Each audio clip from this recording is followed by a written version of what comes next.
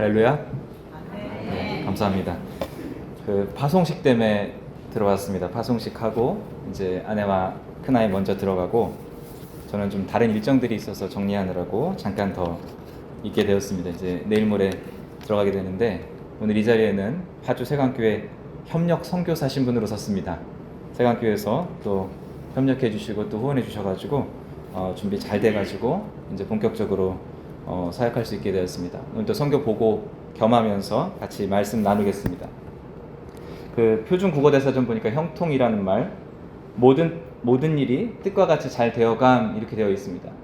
계획이 있는데 일을 해가고 있는데 이게 어려움 없이 잘 진행되고 있는 이런 상태를 이야기하는 겁니다. 오늘 본문에 있는 히브리어 형통은 샤칼이라는 단어를 쓰고 있습니다. 모든 일이 잘 되어간다는 그 세상적인 형통에 더해서 하나님의 말씀으로 어떤 상황에서도 자신을 지키는 그런 영적인 형통을 의미하기도 합니다. 단순한 세상적인 의미에서 형통하고 싶습니다. 이거와는 다른 의미를 가지고 있다는 겁니다. 요셉의 삶이 딱 그렇습니다. 사람들은 요셉의 삶을 보니까 저게 형통한 거구나 발견하는 겁니다. 단지 세상적으로 잘 되는 것에 그치는 것이 아닙니다. 제가 이제 아이들 예전에 지도하다 보면은 어머니들이 우리 아들 꼭 요셉 같아졌으면 좋겠습니다. 사무엘 같아졌으면 좋겠습니다. 이런 말씀 많이 하십니다. 그러니까 베드로도 있고 바울도 있는데 삶이 평안했으면 좋겠다는 겁니다. 복음 전하는데 이 가는 선교보다는 보내는 선교가 낫고 희생하는 선교보다는 사역보다는 삶보다는 희생하지 않는 이런 게 더 좋다는 겁니다. 아마 그 모습 가운데 요셉이 좋게 보였던 것 같습니다. 잘 되고 다른 나라에 가서도 이 성공하고 이 평안해 보이는 게 많은 분들이 보는 성경을 통해서 발견하는 요셉의 형통이 아닌가 싶습니다. 그러나 그의 삶이 그랬던 것은 아닙니다. 그렇게 간단한 문제가 아니라는 겁니다. 고난이 있고 어려움이 있습니다. 위기가 있고 그 죽음의 그 고난 가운데 그 고통 가운데 처하는 경우도 있습니다. 감옥에 갇혔습니다. 그러나 두드러진 것이 형통이었기 때문에 사람들이 그를 형통의 사람이라고 이해하고 있는 겁니다. 그러나 그가 본 것은 사실 그와 같지가 않습니다. 내가 잘 되는 것, 내가 세상적으로 형통하는 것 여기에 있는 게 아니라 하나님이 나를 통해서 무엇을 하실 건가? 하나님의 구원 계획에 내가 어떻게 참여할 수 있는 것인가? 이게 그의 고백 가운데 있습니다. 이 이후 본문 창세기 45장 5절에서 그가 이와 같이 고백합니다. 자신을 팔았던 형들이 곡식을 구하러 애굽의 총리가 된 그 앞에 왔을 때 그가 이렇게 고백합니다. 당신들이 나를 이곳에 팔았다고 해서 근심하지 마소서. 하나님이 생명을 구원하시려고 나를 당신들보다 먼저 보내셨나이다. 이렇게 고백하고 있습니다. 눈앞에 내가 잘 되는 것, 형들에게 복수의 기회가 찾아온 것, 통쾌한 일, 이걸 그가 바라보고 있는 것이 아니라 하나님께서 나의 꿈을 통하여서 이 애굽 땅에 농사가 잘 되게 하시고 곡식이 저장되게 하시고 내 가족, 내 백성, 내 민족, 더 나아가서 온 세상을 구원하시려는 구원 계획이 있으셨구나. 내가 여기에 참여했구나. 하나님이 나를 형통케 하심으로 내 주위 사람들을 형통케 하심으로 하나님의 구원을 이루시는구나. 이것을 그가 깨달아서 고백하고 있다는 겁니다. 언제나 우리의 문제는 고난입니다. 요셉도 마찬가지입니다. 고난이 없으면 형통만 바라보면 됩니다. 그러나 눈앞에 형통이 있는데 하나님의 계획이 있고 구원이 있는데 그 마지막 끝을 참아내지 못하게 만드는 게 바로 고난이라는 겁니다. 성도님들만 그런 게 아닙니다. 목회자도 그렇고 선교사도 그렇고 믿음의 사람들이라고 하는 모든 사람들도 결국은 고난 앞에서 갈등하게 되어 있습니다. 지치게 되어 있습니다. 때로 포기하고 싶은 유혹이 들게 되어 있습니다. 그때 어떤 선택을 하느냐, 이게 신앙의 질을 결정하는 겁니다. 저는 충북 청주 출신인데 제가 나온 초등학교는 그 지역에서 최초로 만들어진 학교입니다. 밀로와 선교사께서 그 독립운동가들을 도와서 최초의 학교를 교회 앞마당에서 만들고 지금은 초등학교가 됐고 나중에 중고등학교 병원까지 다 세워서 그쪽에 개척 선교사로 사역하셨습니다. 큰 사역을 하셨습니다. 많은 노력을 기울였습니다. 사역적으로 많은 이들에게 귀감이 되었습니다. 그의 삶이 그랬던 것은 아닙니다. 그의 삶은 고통의 연속이었습니다. 고난으로 점철된 삶이었습니다. 지금도 양화진에 가면 그 두 아들의 묘가 있습니다. 생후 얼마 되지 않은 아들 둘을 하늘나라로 보냈습니다. 아내도 보냈습니다. 나중에 재혼을 했습니다. 정동여학교 교장이었던 도티 여사와 결혼을 했는데 역시 먼저 하늘나라로 보냈습니다. 자식들도 먼저 보내고 아내들도 먼저 보냈습니다. 그 고난 앞에서 얼마나 미국으로 돌아가고 싶었겠습니까? 포기하고 싶었겠습니까? 그러나 그의 삶의 어느 순간 그가 찬송시를 지어서 하나님께 고백합니다. 예수님은 누구신가? 우는 자의 위로와 없는 자의 풍성이며 천한 자의 높음과 잡힌 자의 노임되고 우리 기쁨 되시네. 이런 찬양을 지어서 올렸습니다. 고통이 없는 게 아닙니다. 가난이 없는 게 아닙니다. 천하게 취급받는 게 없는 게 아니라는 겁니다. 잡힌 바 되지 않는 것이 아니라는 겁니다. 그러나 그 가운데서, 그 고난 가운데서 하나님이 역사하셨기에 나는 이 모든 것으로부터 자유합니다. 주님으로 인해서 기쁨이 나에게 넘치나이다 하는 그런 믿음의 고백을 하게 된다는 것입니다. 선교지에 가보니까 사는 게 만만한 게 아닙니다. 저만 그런 게 아니라 모두가 그렇습니다. 질병의 문제가 있습니다. 재정의 문제가 있습니다. 관계의 문제가 있습니다. 우울증과 같은 정신적인 문제들이 있습니다. 제가 그 어른 선교사님들하고 한 2달 전에 그 식사를 한번 했습니다. 이제 한 30년 넘게 사역하시고 이제 한국에 이제 은퇴해서 오실 일이 얼마 안 남은 선교사님들인데 그 사모님들이 얘기하는 걸 들었습니다. 한국에 가니까 어느 정신병원에 가니까 정신과에 가니까 그 우울증 치료하기 좋습니다. 거기서 한번 약을 받아보세요. 이렇게 사모님들이 이제 70이 다 되신 사모님들이 말씀하는 걸 보면서 마음이 얼마나 먹먹했는지 모릅니다. 지난 30년 동안 30여 년 동안 그곳에서 살아가면서 자식의 문제, 남편의 문제, 사역의 문제, 재정의 문제 때문에 마음이 다 갈기갈기 찢겨서 우울증만 남고 괴로워하는 모습처럼 보였다는 겁니다. 그 안에 왜 행복이 없었겠습니까? 기쁨이 없었겠습니까? 그러나 지치다 보니까 그런 문제들이 있는 겁니다. 다른 선교사님 만나서 어디에서 이런 사역을 하고자 하는 계획이 있습니다 말씀드렸더니 거기 누가 20년 전에 들어갔는데 철수했습니다 이렇게 말씀을 하십니다. 선교사님 왜요?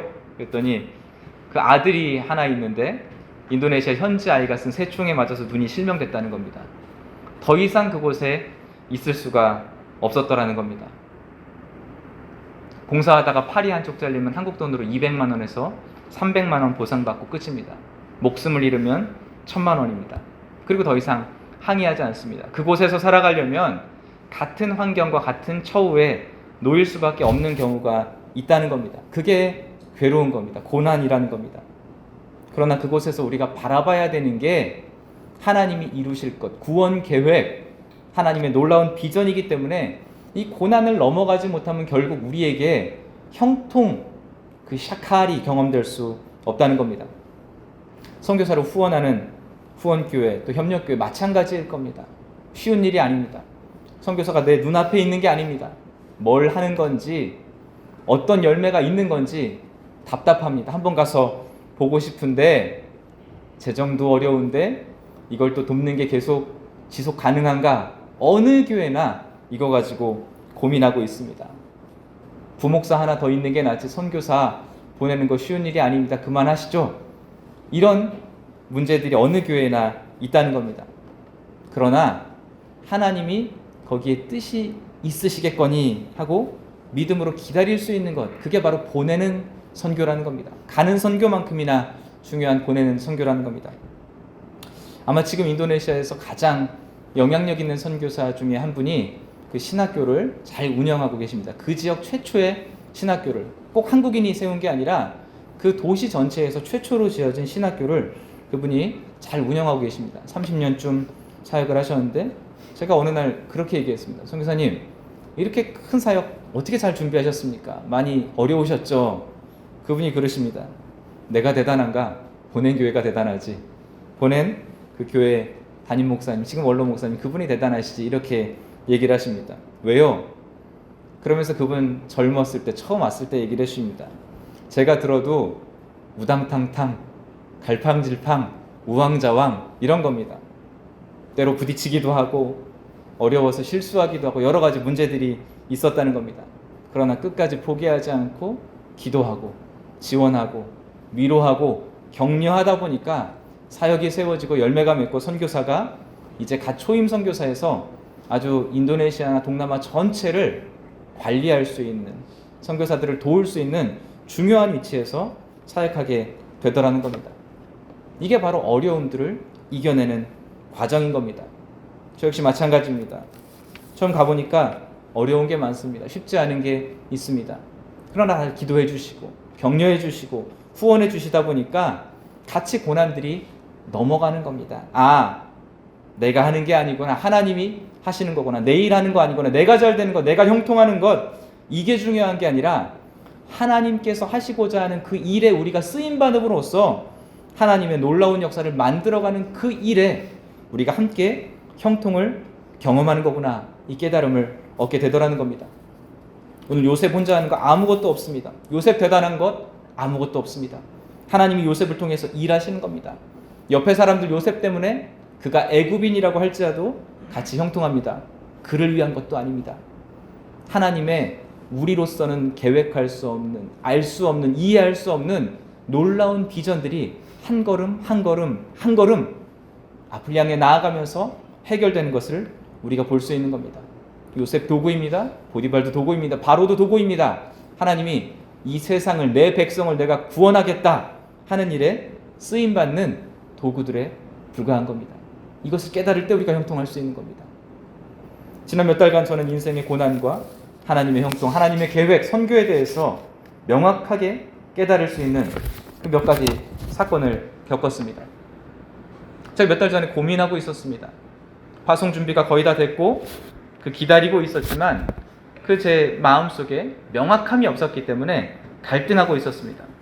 한국으로 돌아가야 될 수도 있겠구나, 이 어려움들을 내가 해결하지 못할 수도 있겠구나, 이런 고민들 하고 있었습니다. 종교개혁자 존 깔뱅은 소명에 대해서 내적 소명, 외적 소명 이렇게 두 가지로 나눠서 설명했습니다. 하나님이 나를 보내셨다, 이게 내적 소명입니다. 그러나 공동체가 나를 파송했다, 나를 청빙했다, 이게 바로 목회자로서의 외적 소명이라는 겁니다. 제가 이 부분이 확신이 들지 않았습니다. 외적 소명이 없으면 소명이 없는 건데 하나님이 나를 보내셨다는 마음이 있어도 이미 30년 전에 내가 선교사로 헌신했는데, 그 서원했는데 이거 포기될 수도 있겠구나, 이런 생각하고 있었습니다. 아내와 함께 이런저런 이야기하면서 이제 혹시 안 되면 깔끔하게 정리하고 한국에 들어가서 다시 목회를 하든지 여러 가지를 고민해보자, 이러고 몇 주를 보내고 있었습니다. 그리고 교회 갔습니다. 예배하고 찬양하는데 갑자기 찬양 가사가 이랬습니다. 무지잣 부사르 바스 떠르자디 디달람 히둡구, 이런 찬양이었습니다. 하나님의 놀라운 기적은 제 삶 가운데서 반드시 이루어집니다, 이런 찬양의 가사였습니다. 마음이 뜨거워졌습니다. 내가 할 수 있는 것은 계획인데, 상식인데 하나님이 기적을 일으키시면 뭔가 다른 길이 있을 수 있겠구나. 아내와 돌아오면서 그 이야기 했습니다. 아내 김슬기 선교사 그럽니다. 똑같은 가사에서 똑같은 마음 들었으니까 우리 한번 조금 더 기다려 봅시다, 이렇게 얘기했습니다. 오래 지나지도 않았습니다. 그 주에 전화 한 통이 왔습니다. 잘 알고 지내던 집사님 한 분이었는데 인도네시아에서 사업차를 운영하고 있었는데, 목사님 파송 받았습니까? 아직요 집사님, 얘기는 다 끝났는데 절차가 조금 남았습니다. 파송 받으면 저한테 바로 전화 주세요, 목사님. 저희가 그 개인적으로 협력하는 게 아니라 저희 회사 차원에서 이사회 통해서 목사님 하시는 그 선교사에게 동참하기로 회의를 끝냈습니다. 파송 받으면 바로 저희가 회사 차원으로 협력하겠습니다, 이렇게 얘기를 하시는 겁니다. 아내와 함께 있으라는 말씀인가 보다, 이렇게 했습니다. 그리고 또 한 주도 지나지 않아서 아내에게 이번엔 전화가 왔습니다. 한국어 가르치고 있었는데, 온라인으로 이제 가르치고 한국어 자격증만 갖고 있었는데, 제가 공부하는 인도네시아 가자마자 대학교 그 한국어 학과에서 또 세종학당을 운영하고 있습니다. 전화가 왔습니다. 강사가 부족한데 외국인 강사로 좀 도와줄 수 있습니까? 비자는 저희가 책임지겠습니다, 이렇게 연락이 왔습니다. 그 인도네시아에서 한국어가 가장 높은 대학입니다. 20명 뽑는데 1000명 지원하는 학교입니다. 50대 1의 경쟁률인데 거기서 교수 비자를 주면서 오라고 또 연락을 한 겁니다. 제가 이제 박사과정 밟고 있었는데 이제 논문 자격 시험이라고 이제 학위를 마무리하기 전에 논문 전에 봐야 되는 시험이 있습니다. 이걸 딱 통과하고 교수님들 6분하고 커피를 저하고 마시고 있었습니다. 교수님 2분이 박수를 치면서 들어옵니다. 그 학장, 부학장 2분이 들어오면서 리, 너 잘됐다. 이제 걱정하지 마라. 그러는 겁니다. 그동안 이제 장학금을 여러 번 학교에서 신청해 줬는데 제가 저개발국이 아니라 부자 나라에서 왔다는 이유로 번번이 거절당했습니다. 국민소득이 몇천 불인 나라의 장학금을 생활비까지 다 100% 주게 되어 있는데 대한민국 사람이라는 이유로 받을 수가 없다는 겁니다. 잘 사는 나라니까 잘 사는 나라에 신청하라는 겁니다. 근데 미국 장로교회에서 우리 선교사들 대부분을 파송했던 그 PCUSA에서 앞으로의 학비를 전액 지원하기로 이렇게 약속을 했다고 교수님들이 박수를 치면서 들어왔습니다. 이런 여러 가지 사건들이 불과 한 달 사이에 6, 7건이 생겼습니다. 그리고 마지막에 제가 이제 주후원 교회인 수색교회 그 위임 목사님 전화를 해가지고 이 목사 이제 준비 다 됐으니까 언제 들어와서 파송식하고 이제 나가면 된다 이렇게 얘기를 하시는 겁니다. 제 마음속에 간증이 생겼습니다. 아내하고 간증이 생겼습니다. 아, 이거는 우리가 하는 게 아니다. 우리가 잘 되는 게 아니다. 그동안 한 2년 동안 준비하고 있었는데 이제 파송 얘기가 나와서 이제 파송식만 준비하고 파송 훈련만 준비하고 있었는데 이 과정이 왜 이렇게 더딜까 생각하고 있었는데 하나님은 놀라운 일들을 준비해 놓으신 겁니다. 우리의 시간이 아니라 하나님의 시간이, 우리의 계획이 아니라 하나님의 계획 가운데서 준비해 놓으셨다는 겁니다. 그리고 한 번에 터치시는 겁니다. 우리가 준비한 게 아니라고, 우리가 노력한 게 아니라고, 우리 때문에 하는 게 아니라고, 바로 내가 하는 거다. 너희는 도구일 뿐이다. 이게 나의 형통이다. 하나님께서 말씀해 주시는 것 같은 그런 확실한 마음의 그 믿음이 생겼다는 겁니다. 저희 그동안 사역하고 있었던 것은 먼저는 신학교 그 학생들한테 장학금 주는 거였습니다. 한국에서 보내주시면 그 한 명씩 선정을 해서 그 한 절반 정도 되는 장학금을 주기 시작했습니다. 이왕이면 좋은 학교 주자. 그래서 인도네시아에서 가장 좋은 신학교 중에 하나와 연결해서 그 학생들 주기 시작했습니다. 처음 줬던 학생은 집이 어려워서 그 어머니하고 여동생을 책임져야 되는 남자 신학생이었습니다. 이건 학부 4년 졸업하면 목사 안수를 받을 수 있는데 이 친구가 그 집이 어려우니까 2년 동안 노동을 해서 신학교에 들어왔습니다. 학교에서 좀 도와줬으면 좋겠다 부탁을 해서 이 친구를 돕기 시작했습니다. 또 한 친구는 아버지 사업이 망했다고 졸업을 하기가 어렵답니다. 또 돕기 시작했습니다.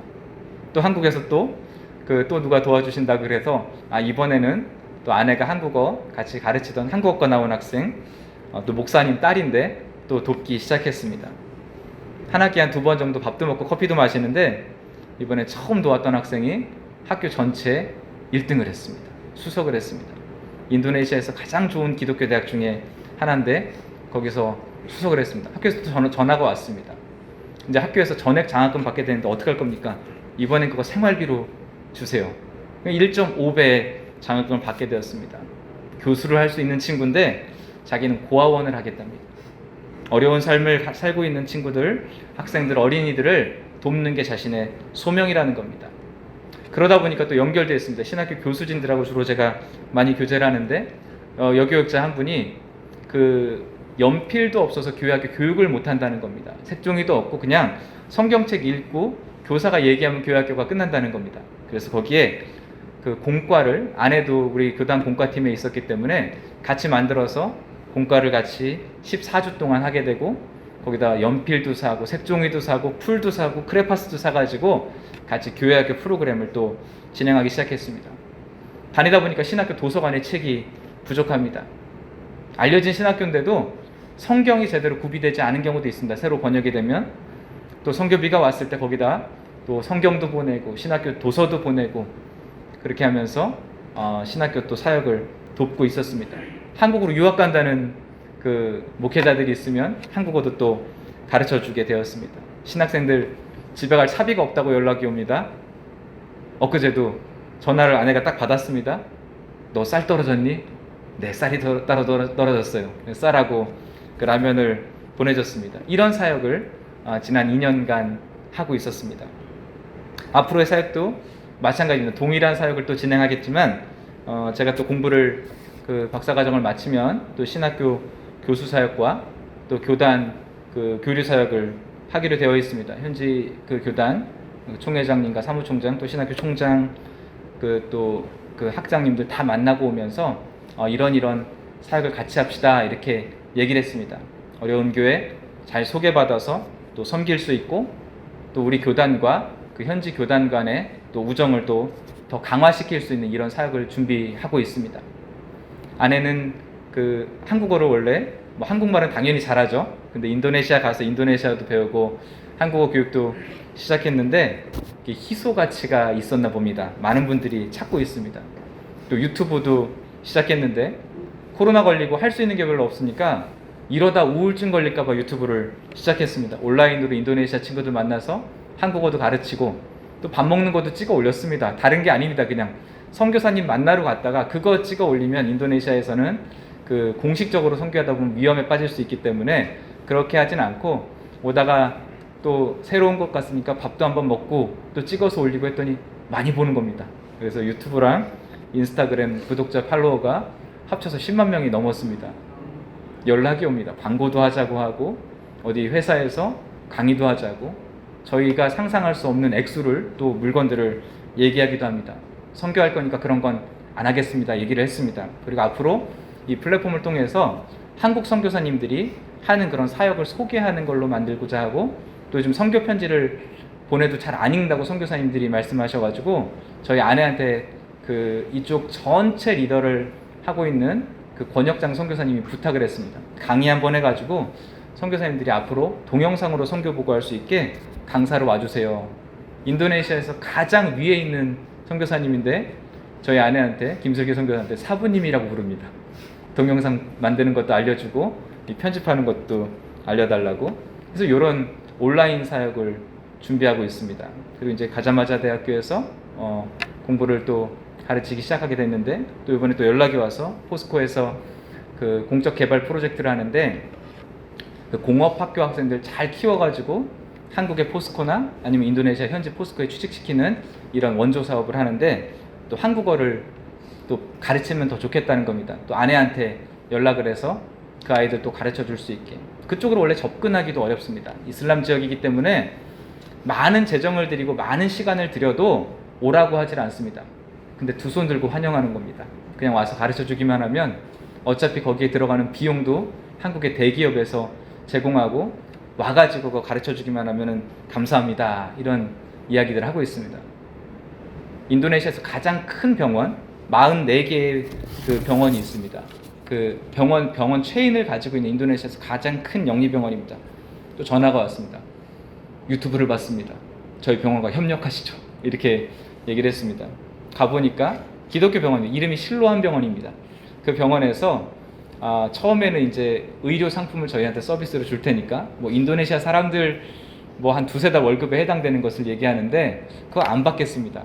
선교 협력하고 싶습니다. 얘기했더니 앞으로 그 의사들이 그 지역 의료 봉사를 나가면은 같이 와서 유튜브를 만들어주고 홍보 좀 부탁드리겠습니다. 이렇게 해서 일종의 협의를 구두로 맺고 왔습니다. 그럼 저희도 그 기독교인들 어려움에 처했거나 아니면 선교사님들 어려우면 그 병원에 가면은 조금 디스카운트를 해주면 좋겠습니다. 이 정도까지 얘기를 하고 왔습니다. 시간 지나면서 보니까 그렇습니다. 우리 계획 아니었는데, 우리 노력 아니었는데, 우리 준비 아니었는데 코로나 기간 동안에 저도 마찬가지입니다. 아내 김슬기 선교사 우울증이라도 걸리면 우리 바로 철수해야 되는데 뭐라도 하고 사람들 만나고 얘기도 하고 이러면 좋겠으니까 자꾸 얘기했던 건데 그 덕분에 사역의 범위가 너무 커졌습니다. 대단한 분들 많이 만날 수 있고 대단한 분들하고 연결될 수 있습니다. 이제 갓 시작하는데 10년, 20년 있어도 연결되기 어려운 분들하고 연결을 시작하게 되더라는 겁니다. 확실한 건 저희 마음속에 큰 간증은 이 모든 샤카의 형통을 이루신 분은 하나님이시라는 겁니다. 내가 노력한 게 하나도 없고 우리는 그저 불과 6개월 전에 이거 철수해야 되나? 그만해야 되나? 이러고 있었는데 하나님이 만드시니까 파송이 되고 협력이 다 되고 또 할 수 있는 일이 생기고 접근하기 어려운 대단한 것까지 연결될 수 있는 것. 이거 하나님이 이루시는구나. 제가 학교에서 그런 이야기 했습니다. 제가 그 공부하는 과정이 한번 전 세계에서 신학 종교학 순위를 매길 때 한 50위권 안에 들었던 적이 있습니다. 제가 그때 당시에는 이제 한국에도 그보다 높은 대학은 없었기 때문에 제가 그랬습니다. 공부 잘하는 사람은 아니었는데 어쩌다가 그냥 원서 내고 들어왔는데 제가 갑자기 명문대생이 됐습니다. 감사합니다. 제가 얘기를 했습니다. 그러고 나니까 현재 총회장이든 신학교 학장이든 총장이든 만나자고 하면 너무 쉽게 만나주는 겁니다. 위에 있는 선교사님들도 저를 데리고 다니면 편한 겁니다. 그러니까 연결도 잘 되고 이걸 통해서 할 수 있는 게 많고, 또 아내가 온라인 사역합니다. 한국어 가르칩니다. 지금 가자마자 대학에서 한국어 가르치게 됐습니다. 꼭 같이 데리고 오라고. 둘이 같이 있으면 사역하기가 너무 은혜롭고 좋으니까 같이 협력하자고 이렇게 하는 걸 봤습니다. 우리의 아픔, 우리의 두려움, 우리의 어려움, 우리의 고난을 통해서 하나님은 차근차근 우리를 준비시키시는구나. 그리고 우리가 아야소리 못하도록, 우리가 자랑하지 못하도록, 우리가 교만하지 못하도록, 우리가 아무것도 없는 가운데서, 나약한 가운데서 하나님이 하시는 걸 보여주시는구나. 이 확신이 든다는 겁니다. 우리 파주생활교회 마찬가지일 줄로 믿습니다. 우리가 약한 건 문제가 안 됩니다. 하나님이 강하십니다. 우리가 할 수 없다고 핑계댈 수 없습니다. 하나님이 하시기 때문입니다. 형통하시기 바랍니다. 우리의 형통이 아니라 하나님의 구원 계획을 위한 형통, 우리의 능력이 아니라 하나님의 계획 가운데 쓰임받는 그 샤카를 통해서 우리 파주세강교회 이 울타리를 넘어서 이 지역을 섬기고 이 나라를 섬기고 세계를 섬길 수 있는, 때로 우리 마음속에서 불신이 들더라도 하나님은 요셉을 통해서 하셨던 것처럼 나를 통해서 하신다, 이 확신 가지고 믿음으로 놀라운 형통을 경험하고 하나님이 맡기신 일들, 사명들 잘 감당해 나갈 수 있는 우리 파주세강교회 모든 성도님들 될 수 있기를 주님의 이름으로 축원드립니다. 기도하겠습니다. 하나님 감사합니다. 우리 또 협력교회 파주세강교회 와서 함께 말씀 나눴습니다. 주님께서 은혜 내려주셔서 하나님의 모든 형통이 교회 가운데 성도님들 가정 가운데 임할 수 있도록 인도하여 주시고, 이를 통하여서 하나님의 놀라운 일에 동참하고 세상을 구원하는 그 사명에 동참할 수 있는 모든 성도님들 삶 될 수 있도록 인도하여 주시옵소서. 예수님의 이름으로 기도드립니다.